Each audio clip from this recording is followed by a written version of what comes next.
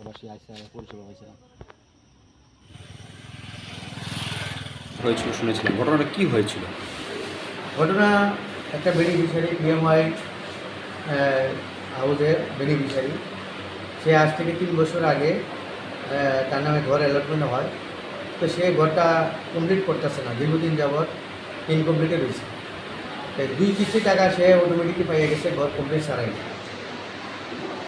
তারপরে আমাদের যখন ভিজিট হয় ডিএম অফিস থেকে বিভিন্ন আধিকারিক আসে, আমরা ব্লকের ডিপি স্যাররা ভিজিট করার সময় দেখা গেল সে সব স্টাফের সঙ্গে দুর্ব্যবহার করে। সে বলে যে আমাকে কেন ভোট দিছ, আমি তো ঘরে লাগে কারোর কাছে গেছি না, আর আমার বাড়িতে এসে এরকম যন্ত্রণা করবি না, ঘর করো কে। তো সে বছর 2 আগে আরেকটা খারাপ কাজ করার ফলে সে কিছুদিন জেলে আসছিল, হাজতে আসছিল।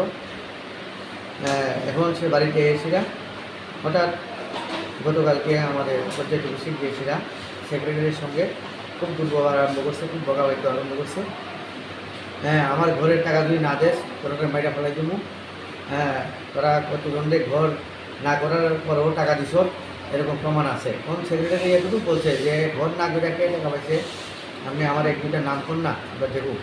আর আপনার ঘর টাকা পাইতে গেলে আমার অথরিটি আছে, সুযোগ স্যার আছে, তাদের সঙ্গে একটু যোগাযোগ করেন, আমরা অর্ডার পেলে আপনার টাকা লেগে দিয়ে দেবো। তখন সে বলতেছে তোরা ভিডিও কেটা তোরা সব একযুগ, সব মেরে ফেলাই দেবো। হঠাৎ সে করলো কি, পকেট থেকে পিস্তল বাইকেরা সেক্রেটারি বুকের সামনে নিয়ে হলো। একবার ধরে সেটা সে করলো কি, বাইরে গেছে। বাইরে সেটা আবার দরজার সামনে বাইরের থেকে আবার ঢুকছে, ঢুকে আবার সে এই পিস্তলটা সেক্রেটারি বুকের সামনে তাকাইয়া বারবার ঠেপ দিতেছে, মাইটা ফেলাই দেবো।